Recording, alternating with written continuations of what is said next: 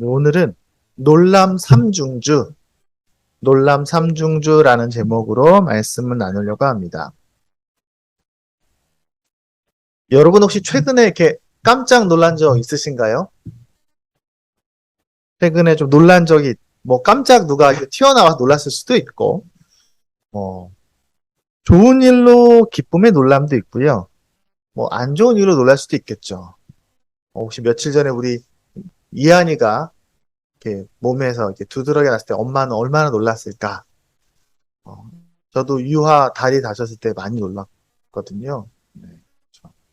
그래서 사람은 살다 보면 크고 작은 일로 놀랍니다.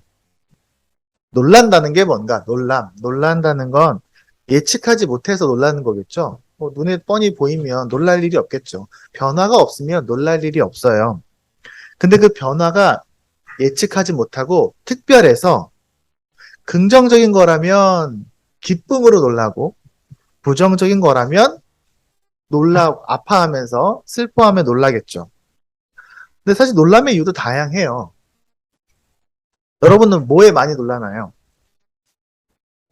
똑같은 사람의 사건에서 어떤 사람은 놀라고요. 어떤 사람은 안 놀랄 수 있습니다. 네. 왜냐하면 사람마다 기준이 다르거든요. 경험이 달라요. 그래서 어떤 사람이 좋다, 어떤 뭐가 싫다, 이것도 다 다르고, 귀하다, 귀하지 않다, 이런 것도 다 다릅니다. 우리 집에도 곤충이 나타나면 모든 가족들은 다 소스라치게 놀랐는데 산이는 되게 기뻐합니다. 우와 이러면서 기쁨의 놀람을 합니다. 누군가는 명품백을 딱 받으면 너무너무 좋아하면서 막 깜짝 놀라면서 기뻐할 수도 있겠지만 또 어떤 사람은 이런 거 쓸모가 없는데 난 이런 가방 내 스타일이 아닌데 하면서 그냥 심드렁하게 난 필요 없다고 대답할 수도 있습니다. 물론 누가 절 준다면 이렇게 좀 방글에 내놓아서 용돈을 벌이를 할 수 있겠죠. 또 이런 놀람의 이유가 바뀌기도 합니다. 어릴 때는요, 장난감 선물에 굉장히 놀라면서 기뻐하겠죠.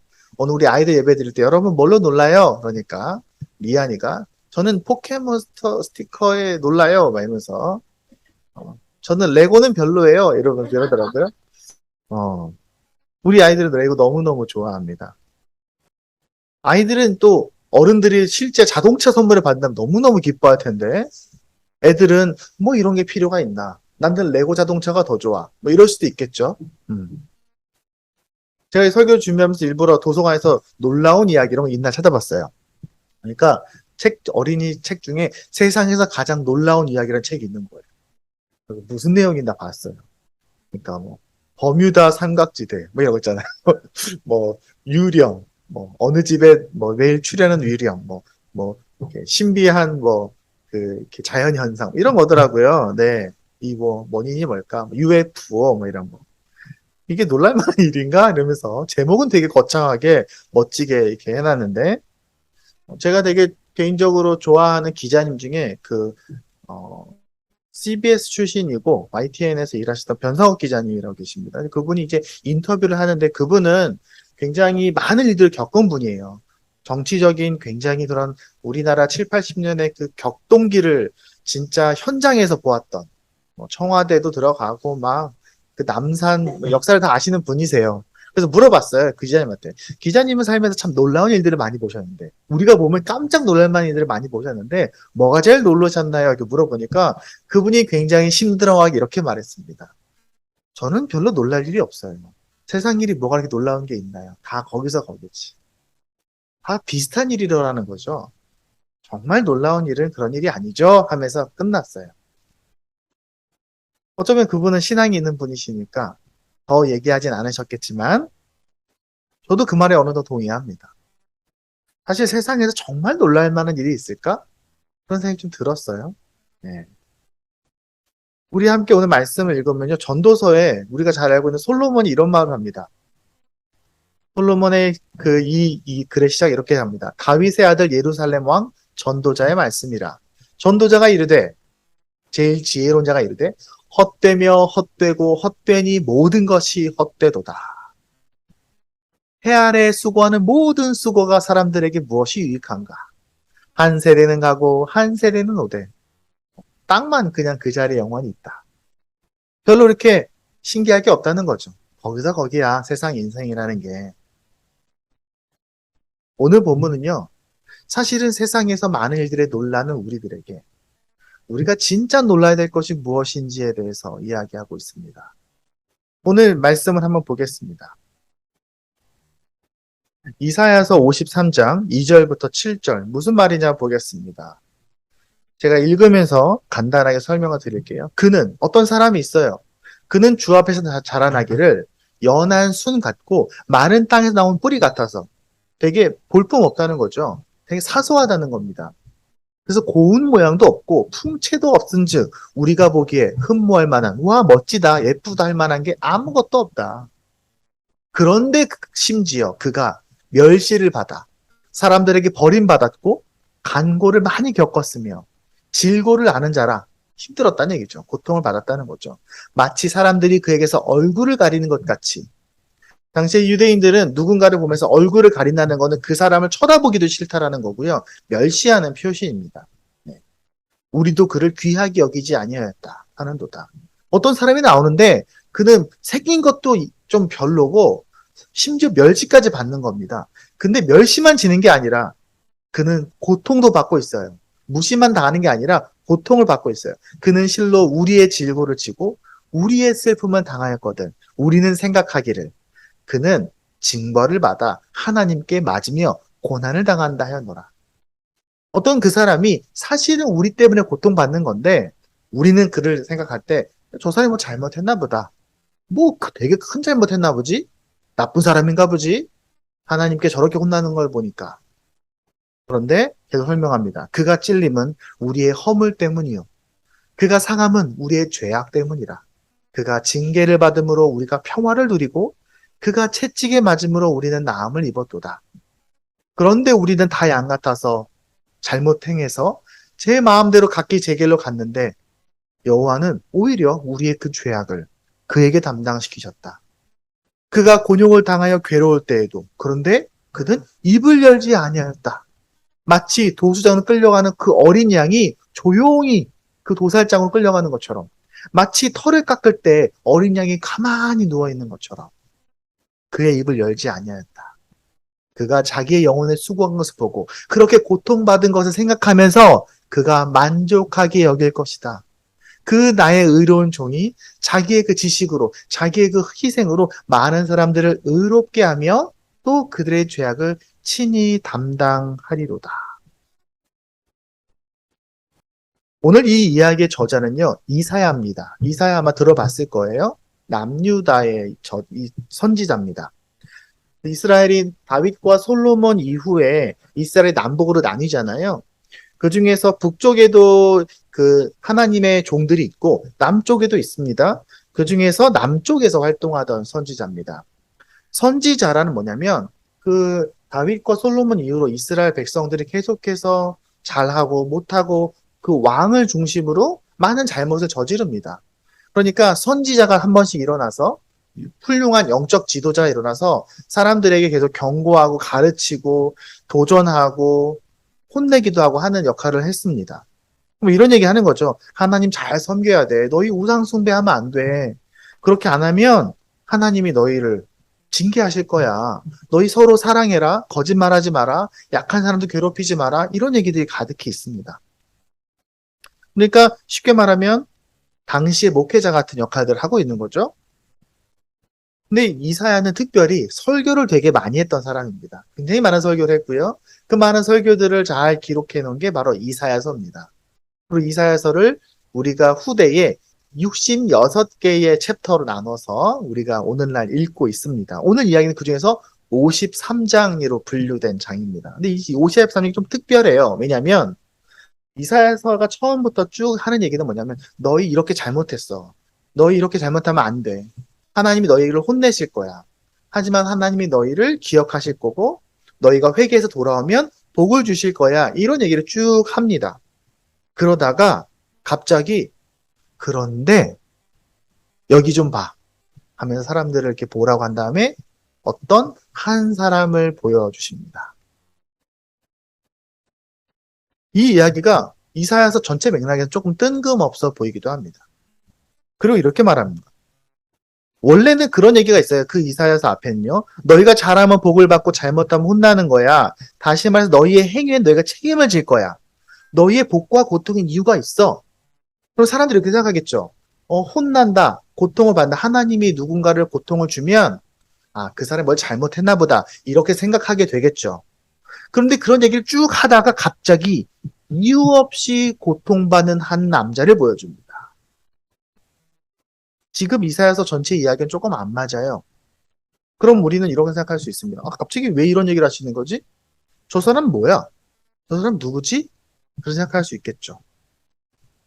만약에 우리가 길에서 좀 어떤 고난을 당하고 있는 노숙자를 만나면 우리 아마 이런 비슷한 생각을 하게 될 수 있습니다. 이스라엘 사람도 그 사람을 보면서 이사야가 보여주는 그 사람을 보면서 이렇게 생각했을 겁니다. 저 사람은 참 보기에도 허름해 보이네. 멋지지도 않고 굉장히 좀 평범하게 생겼고 오히려 되게 지저분한 노숙자 같아. 그리고 또 저 사람 저렇게 고난받는 거 보니까 되게 잘못했나 보다. 되게 큰 잘못을 했나 본데? 저렇게 고통받는 거 보면? 그러니까 저 사람을 무시하고 쳐다도 안 보는 거죠. 그리고 이렇게 생각할 겁니다. 나랑은 상관없겠지. 저 사람이 나랑 뭔 상관이겠어? 이렇게 생각합니다. 이사야서가 누군가를 보여줬는데. 근데 이사야가 그렇게 그런 이상한 사람을 보여주고 나서 이렇게 말하는 겁니다. 얘들아, 이제 너희가 이 사람을 보면서 놀라야 돼.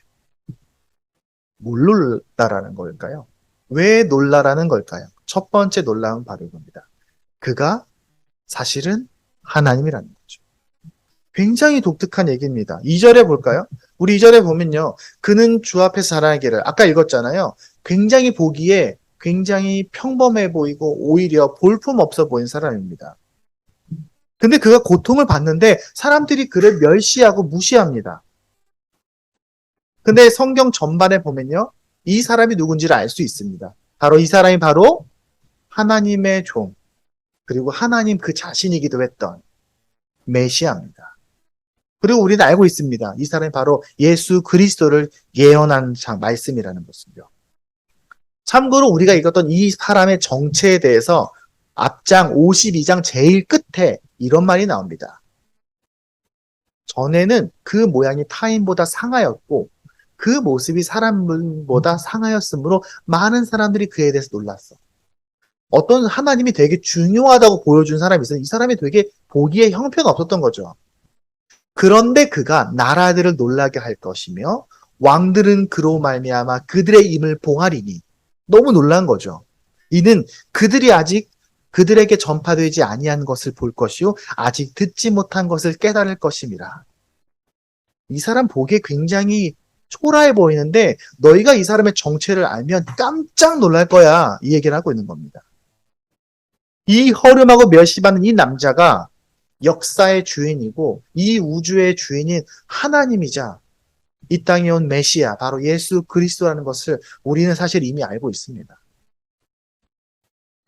우리가 TV에나 이제 그 종교적인 서적들을 보거나 영상을 보면 예수님이 어떻게 나오나요? 이렇게 목자 예수님 이렇게 하면 멋진 하얀색 이렇게 천을 옷을 입고 특히 어깨 빨갛고 꼭 둘러야 돼요. 이렇게 빨갛게 딱 두르고 이렇게 머리도 금발에 이렇게 머리도 꼬불꼬불 이렇게 세팅을 너무 멋지게 하고 수염도 멋지게 주고 얼굴도 이렇게 서양 얼굴로 누가 봐도 우와 멋있다. 완전 연예인급으로 얼굴이 딱 나오죠. 근데 실제로 예수님이 어떻게 생겼을까? 실제로 학자들은 오늘 말씀에 근거해서 예수님은 아마 되게 누가 봐도 볼품없는 얼굴이었을 거다. 예수님은 사실 좀 못생긴 얼굴이었을 거야. 이렇게 말합니다. 그리고 실제로 인종적으로 그렇습니다. 지금 우리가 생각하는 그런 멋있는 서양의 얼굴이 아니라 예수님은 인종적으로 북아프리카와 아랍 사람들 중간 정도의 인종을 갖고 있습니다. 그러니까 그냥 우리가 생각했을 때에 저기 아랍 아저씨 중에 멋있는 아랍 아저씨 말고 진짜 그 공사장에서 일하실 것 같은 얼굴 새까맣고 얼굴 둥글둥글 해갖고 수염도 꼬불꼬불 나서 이렇게 멋지지 않게 수염 난 아저씨들 있잖아요. 네. 그런 얼굴이었을 거다라고 봅니다, 보통. 그래서 혹시 우리가 길에서 그런 아저씨를 만나면 저 아저씨 좀 도움이 필요한 아저씨처럼 보일 수 있습니다. 예수님은요, 자신의 외모로 어필할 수 있는 분이 아니셨어요. 성경에 그렇게 써 있습니다. 그 과거의 서양 기독교가 예수님을 너무 멋진 연예인처럼 묘사해서 그래요. 그게 언제부터 그랬냐? 중세 교회 때부터 그렇게 그 그림이 발달하면서 예수님을 너무 미화했어요. 마리아도 너무 예쁘게 그리고요. 예수님도 너무 멋지게 그려놨습니다.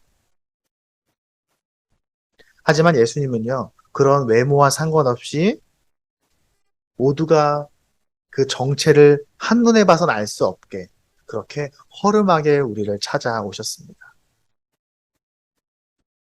예전에 제가 TV를 봤는데 그 1박 2일 아시죠?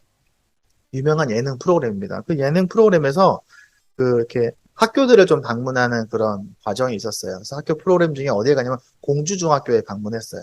네.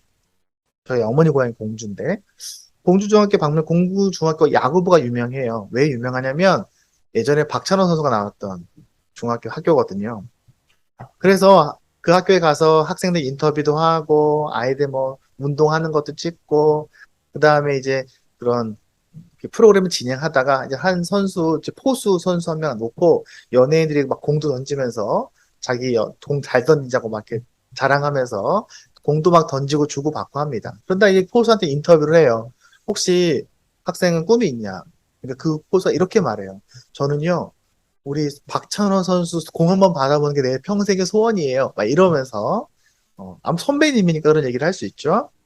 그렇게 하면서 이렇게 막 공을 던지다가 이제 그 진행하던 강호동이 잠깐만 생각해보니까 우리 카메라맨 아저씨도 옛날에 야구 선수였다고 하지 않았어요? 그러니까 뭐 그래 야구 좀 공 좀 던졌다고 하던데 한번 던져보죠. 막 그러면서 카메라 아저씨가 이렇게 허름한 이렇게 잠바를 입고 번거진 모자 쓰고 마스크 쓰고 이렇게 허름한 아저씨가 되게 이렇게 걸어오더니 자기도 공 던져보겠다고 하면서 공을 이렇게 툭 던집니다. 그 야구 이제 그 옆에 친구들하고 이렇게 공을 타놓으면 툭툭 받으면서 이거 야구 안 해봤는데 뭐 야구 해본 사람이 아닌데 하면서 이렇게 웃으면서 농담을 칩니다. 그러니까 그 아저씨가 이렇게 어깨를 이렇게 피더니 공을 이렇게 딱 던졌는데 공이 그냥 확 날아가더니 포수가 거의 움찔하면서 받는 거예요. 그러면서 그 아이가 깜짝 일어났어. 저 아저씨 누구냐고. 자기가 태어나서 이런 공을 받아본 적이 너무 정확하게 들어오니까 뭐 포수가 이렇게 할 것도 없이 그냥 쑥 들어오니까 깜짝 놀라서 다들 옆에 있는 애들 다 눈이 동그래진 거예요. 감독도 놀라고 그 코치도 놀라고. 네. 대충 무슨 내용인지 아시겠죠? 그 아저씨가 마스크를 딱 벗으니까 박정호가 나온 거예요. 그 번거지 모자 벗고 마스크를 벗은. 모르죠. 왜냐면 이 번거지 모자 쓰고 마스크 이렇게 쓰고 있으니까. 그리고 막 이상한 야구 잠바도 아니고 이상한 이렇게 허름한 잠바 입고 이렇게 오니까. 왜냐면 보통 스태프들은 이렇게 서로 이렇게 유심히 안 보니까. 난리 났죠. 애들이 막 다 달려가갖고 막, 막 손으로 막 만지고 난리가 났어요, 애들이. 어떤 분위기인지 아시겠죠? 누가 제일 놀랐을까요? 그 포수 학생이 제일 놀랐겠죠. 포수 학생은 움지도 못하고 그 자리에 그냥 서 있더라고요. 얼마나 놀랐을까. 근데 이런 생각이 듭니다. 그 아이들이 박찬호의 방문에 그렇게 소리를 지르면서 놀라는데, 우리는 우리 하나님의 찾아오심에 우리는 어떻게 감격하는가? 너무, 너무 익숙해서, 그냥 그런가 보다, 원래 그런가 보다 하면서 너무 심드렁하게 생각하는 것 아닌가? 먹고 사는데 너무 바빠서. 그렇잖아요. 그냥 하루하루 살기에 바빠서.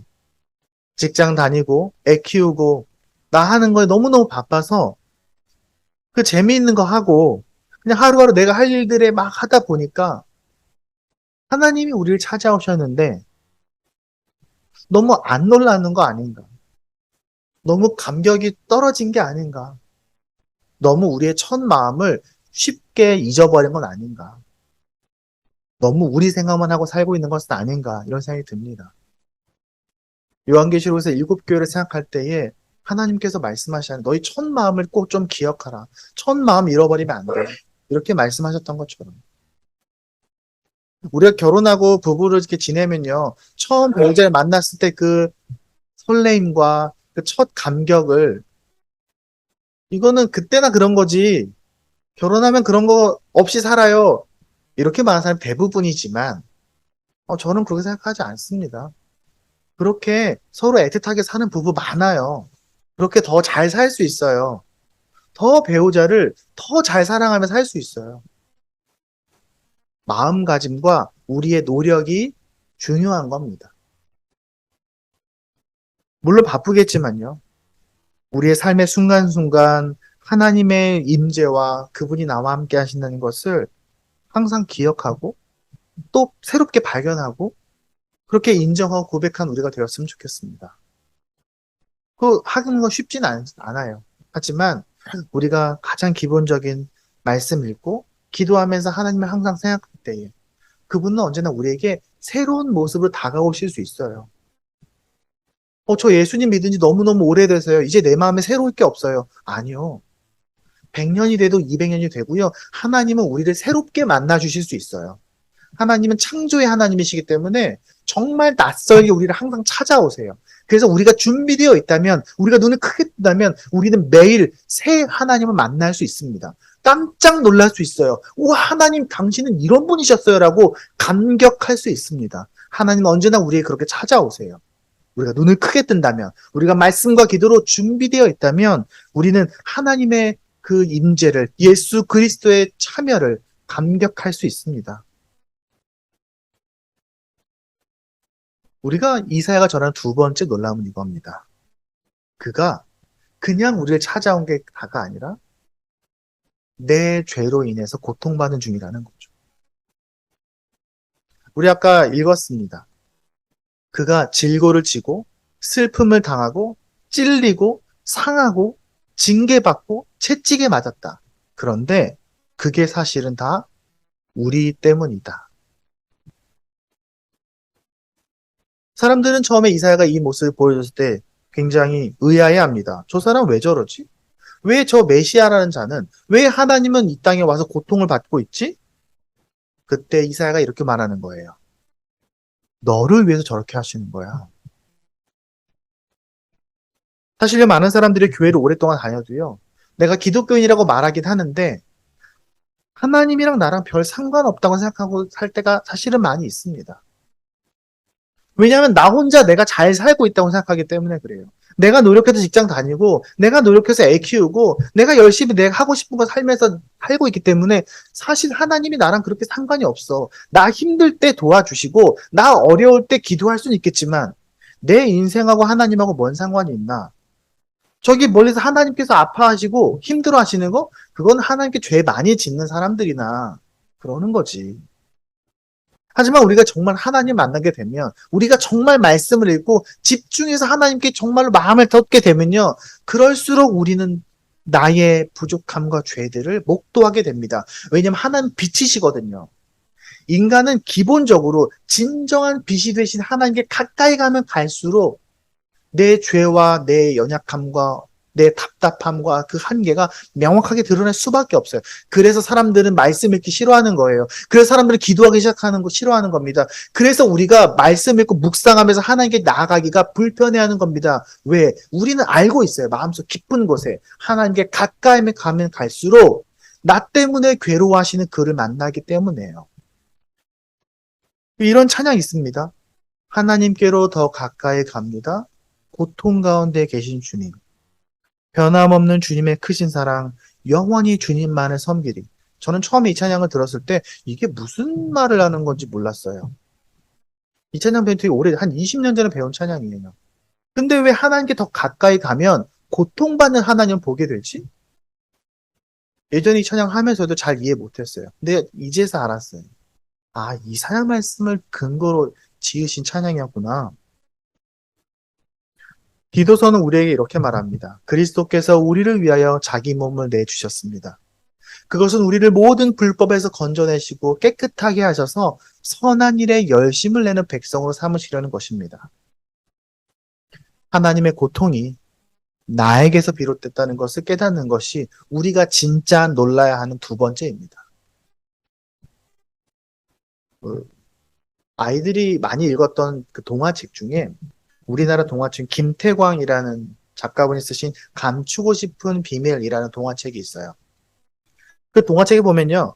엄마 얼굴이 화상을 입어서 굉장히 못생긴 거죠. 아이들의 눈에. 그래서 그걸 되게 부끄러워하는 딸이 있어요. 4학년짜리 소희라는 아이입니다.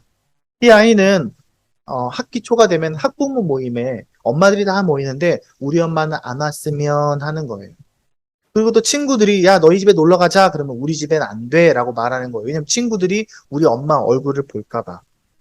그래서 계속 그것 때문에 엄마하고 갈등을 합니다. 그래서 그걸 가만히 보고 있던 아빠가 엄마가 비밀로 하라고 했는데 엄마의 얼굴에 왜 화상이 있는지를 알려줘요.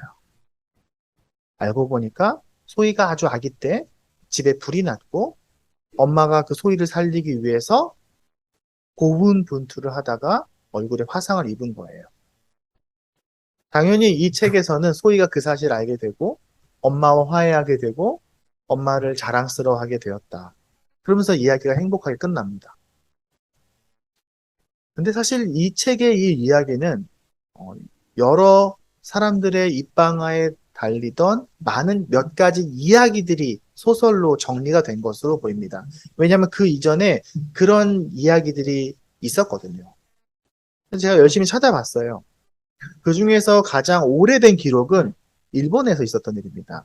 일본에서 있던 한 엄마가 자기 자녀, 아들 둘을 살리기 위해서 불 속에서 헤매다가 온몸에 화상을 입었는데, 뭐, 큰아들은 아빠, 엄마를 부끄러워하고, 작은 아들은 뭐 자랑스러워했다. 이런 이야기가 있더라고요. 물론 그것도 정확한 기록은 찾지는 못했습니다. 그래서 더 찾아봤어요. 이런 게 있나. 몇 년 전 2019년에 미국에서 되게 유명한 사건이 있었습니다. 큰 화재가 났는데요. 엄마가 자기 집에 6명의 아이가 있었던 거예요. 그래서 엄마가 이 6명의 아이를 살리기 위해서 고군분투를 하고 그리고 나서 기절했습니다. 그리고 엄마의 몸에 93%의 화상을 입고 깨어났어요. 근데 그 엄마가 여러 차례 수술을 받고 재활하는 이야기가 미국에서 굉장히 감동적인 이야기로 들려지는 것을 보았습니다. 우리나라에도 있었어요. 우리나라에서도 그 큰 불이 났을 때 엄마가 그렇게 자녀를 살렸던 기록들이 있습니다. 이런 걸 찾으면요, 많겠죠. 부모가 자식 살리려고 목숨을 버리거나 크게 다쳤던 이야기를 찾기 시작하면요, 많겠죠. 엄청 많을 겁니다. 엄청 많을 겁니다. 돌이켜보면요, 우리 부모님들도 여기저기 많이 아프시거든요. 네, 생각해보면 그래요. 근데 왜 아프신가요? 다 자녀들 잘 키우려고 애쓰다가 그렇게 몸이 상하신 거겠죠. 어깨도 아프고 무릎도 아프고 왜 우리 부모님은 항상 아프다 하시나? 너 때문이야. 어릴 땐 잘 몰라요. 왜 엄마 아빠가 그렇게 바쁜지. 아, 왜 엄마 아빠 나랑 안 놀아줘? 왜 엄마는 피곤해? 왜 아빠는 맨날 뭐 일이 많다고 해? 왜 그렇게 고생스럽게 사는지. 왜 그렇게 힘든 삶을 견디고 있는지. 아이들은 잘 모르죠. 그래서 요즘에 딩크족이 많다고 하잖아요. 네. 아이 없이 출산하지 않는 가족. 네. 우리나라는 그래서 전 세계에서 가장 대단한 출산율을 보이고 있습니다. 가장 아이를 낳지 않은 시대를 살고 있어요.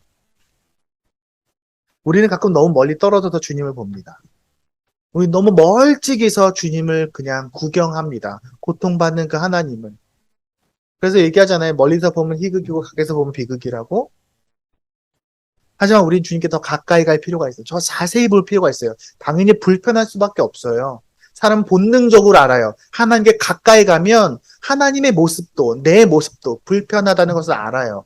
하지만 그럼에도 불구하고 우리는 용기를 내야 됩니다. 그리고 자세히 보면 그 십자가의 그 예수 그리스도를 우리가 경험하게 되고 그리고 나의 부끄러움을 경험하게 됩니다. 그것을 견디면 그 십자가가 나를 자유롭게 한다는 것을 깨닫게 되고 그제서 우리는 진정한 자유를 경험하게 됩니다. 그래서 잘 놀라야 돼요.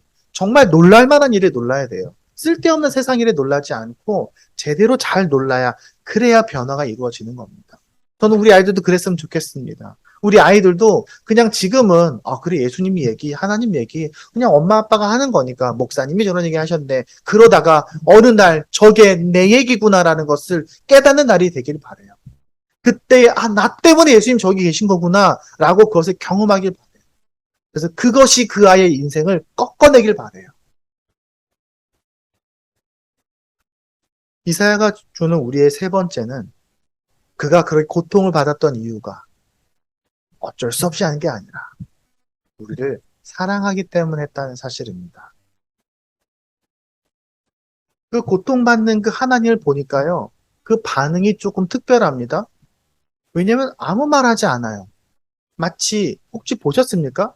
양이 털 깎는 거 보셨습니까? 저는 가끔 본 적이 있어요. 몇 번 본 적이 있어요. 양을 이렇게 눕혀놓고요. 그 전동 이렇게나 이게 기계로 양 털을 깎아요. 그러면요, 양이 가만히 누워 있어요. 정말 신기해요.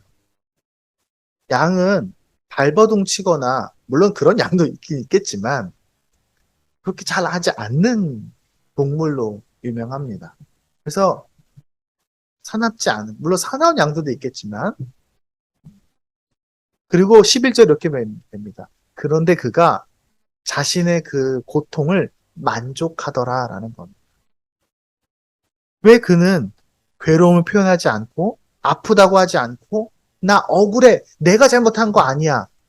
왜 예수님은 그 십자가 앞에서 사람들이 예수님께 거짓말로 그분을 고소할 때 예수님은 그것이 나는 십자가의 처형을 받을 만한 그런 일을 하지 않았다라고 자신을 변명하지 않으셨을까?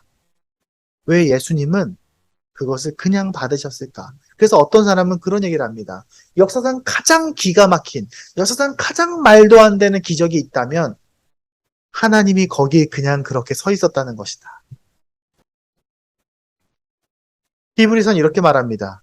믿음의 주여 또 온전하게 하시는 이 예수를 바라보자. 그는 그 앞에 있는 기쁨을 위하여 우리를 살리는 그 기쁨을 위하여 십자가를 참으사 부끄러움을 개의치 아니하시더니 그는 하나님이 시켜서 억지로 어쩔 수 없이 한 게 아니라 우리를 사랑해서 기쁨으로 하늘 보좌 영광을 버리셨고 기쁨으로 인간의 모습을 입으셨고 기쁨으로 우리를 위해 십자가를 지셨습니다. 아까도 비슷한 얘기를 했는데요. 2015년 1월 10일 날 우리나라 되게 어려운 일이 한 번 있었습니다.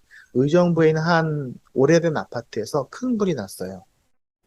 굉장히 여러 사람이 거기서 돌아가셨어요. 근데 그때 이제 소방관들이 그 불을 끄기 위해서 많은 사람들이 현장에 투입돼서 다 안으로 막 들어갔을 때 한 젊은 20대 초반의 엄마를 만납니다. 그 어머니는 소방관이 온 것을 보고 그 방 안에서 품에 안고 있던 5살 난 아들을 넘겨줍니다. 그리고 기절해요. 아이가 무사한 것을 보고 기절한 거죠. 그리고 그 엄마는 포송되다가 결국에 목숨을 잃습니다. 그 아이는 하나도 불에 타지 않고 살았어요. 우리 아이들 오늘 예배 때 설교 때 그래서 같이 이 그림을, 이 사진을 보면서 같이 이야기를 나눴어요. 그때 그 아이를 안고 나온 소방관입니다. 네. 그 엄마가 억울했을까요?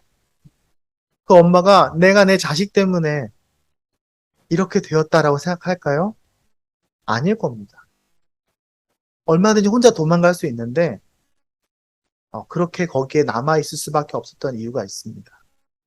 사람들에게 기독교가 뭐냐고 물어본다면 이렇게 얘기하겠죠. 당연히 많은 종교 중에 하나가 기독교지. 왜? 우리나라 기독교도 있고 불교도 있고 유교도 있고 네, 무슬림도 있고 뭐도 있고 힌두교를 공부해 보면요. 이 힌두교를 공부해 보면은 사람과 신의 거래가 무엇인지 종교의 가장 스탠다드한 걸 보여줍니다. 가장 스탠다드한 힌두교예요. 전 세계 대부분의 종교에서 가장 좀 평균적입니다. 그래서 그 힌두교는 그 전체적인 제의 자체가 신과 인간이 어떻게 효과적으로 거래하는가가 굉장히 중요한 요소입니다. 그리고 생각보다 그거와 되게 닮아 있는 게 일본의 무속 종교입니다. 일본에는 정말로 1억 개 넘는 종교 신들이 있고요. 그 신들이 사람들과 어떻게 조화롭게 살고 신들에게 잘 보이고 또한 신들이 인간을 어떻게 도와주는지 그 거래가 중요합니다. 그래서 가끔은 보면요, 고생하고 고통하면서 신들을 감동을 시키고 그 희생의 대가로 좋은 결과를 얻기를 바랍니다. 나의 다음 환생을 위해서 내 가족과 자녀들을 위해서 부모들이 그렇게 고행을 하기도 합니다.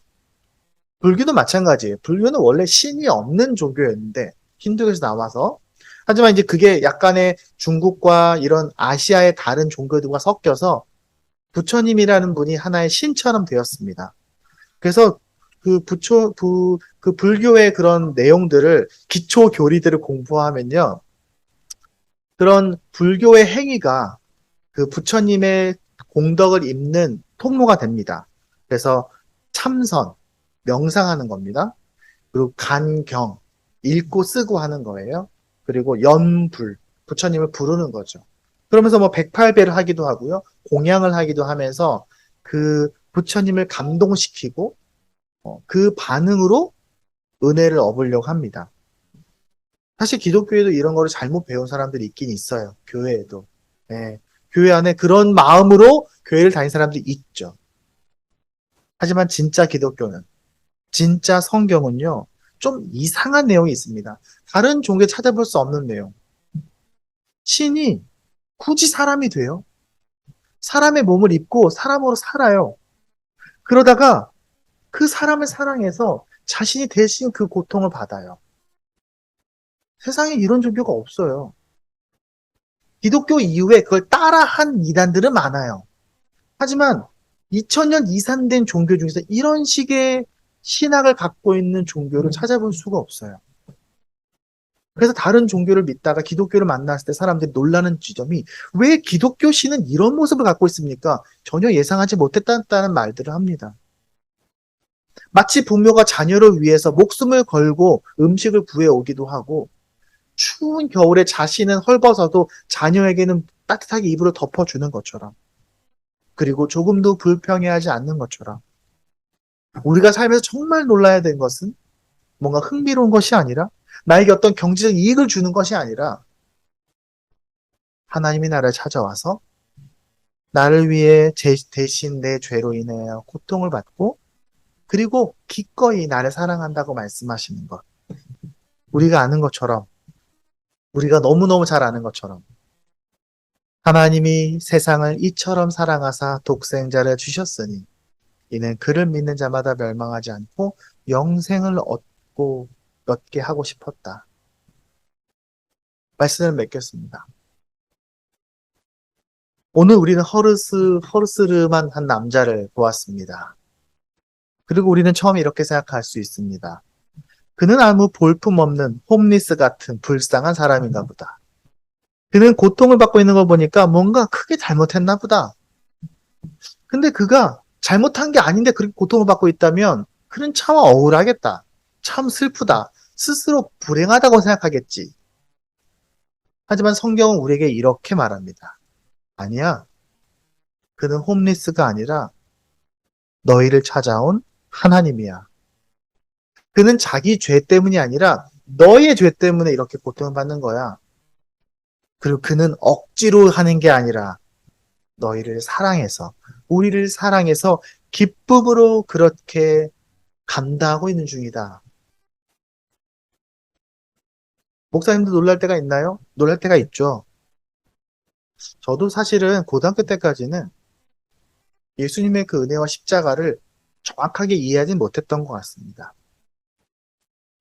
그러다가 제가 대학에 가서 스스로 성경을 읽고 스스로 하나님에 대해서 깊이 고민을 하면서 그러면서 그 은혜와 사랑에 깜짝 놀랐던 기억들이 있습니다. 제가 예전에 몇 번 얘기했는데 대학교 신학교과에서 그 새벽월드 수양관에 기도를 하러 학교에서 수련회를 갔을 때 그날 밤에 혼자 산에 올라가서 기도를 하다가 밤새도록 그 사실을 깨닫고 많이 울면서 기도했던 기억이 납니다. 그때 많이 놀랐습니다. 내가 이렇게 20년 동안 신앙생활을 했는데 내가 이렇게 하나님의 사랑을 너무 몰랐구나. 그날 밤이 아직도 저는 생생히 기억납니다. 그 뒤로도 물론 당연히 놀랄 때가 많이 있었습니다. 아내를 만났을 때 놀랐고요. 아이들을 만났을 때 놀랐습니다. 우리 아이들 태어날 때 놀랐습니다. 그리고 그 모든 놀람들은 무엇과 연결되어 있습니까? 하나님과 연결되어 있는 놀람들이었습니다. 여러분은 무엇 때문에 놀랍니까? 우리는 뭐 그게 그렇게 놀랄 만한 일입니까?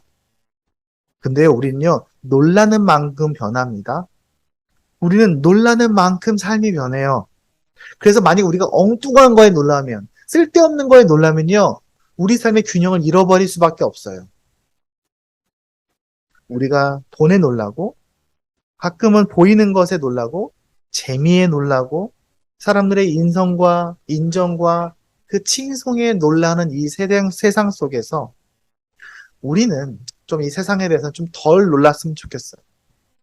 이 세상에 그 대단해 보이는 것들에 대해서는, 그래, 뭐, 저런 것도 있지, 뭐.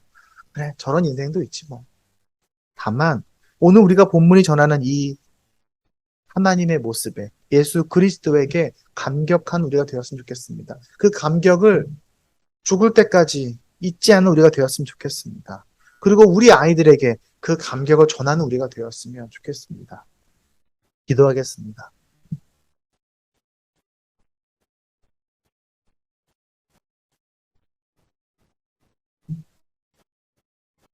사람들이 세상의 것에 감격하고 놀라고 기뻐할 때에 우리는 뜻밖의 성경에서 고통 속에 있는 한 남자를 발견합니다. 우리는 이미 알고 있는데, 많이 들었는데, 알고 있는 지 오래됐는데, 우리는 또 놀랄 수 있겠습니까? 하지만 성경 우리에게 다시 말합니다. 너희가 다시 놀라기를 바란다. 그것이 우리 삶에 항상 새롭게 경험되기 원한다. 그래야, 그래야 우리가 하나님의 나라 안에 더 가까이 갈 수 있다.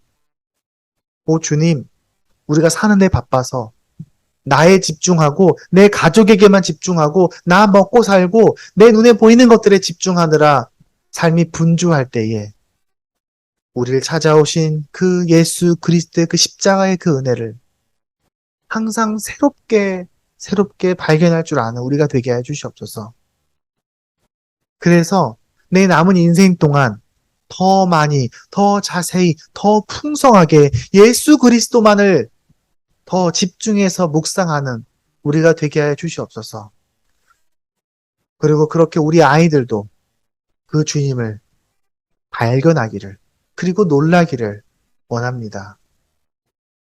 예수 그리스도의 이름으로 기도했습니다. 아멘.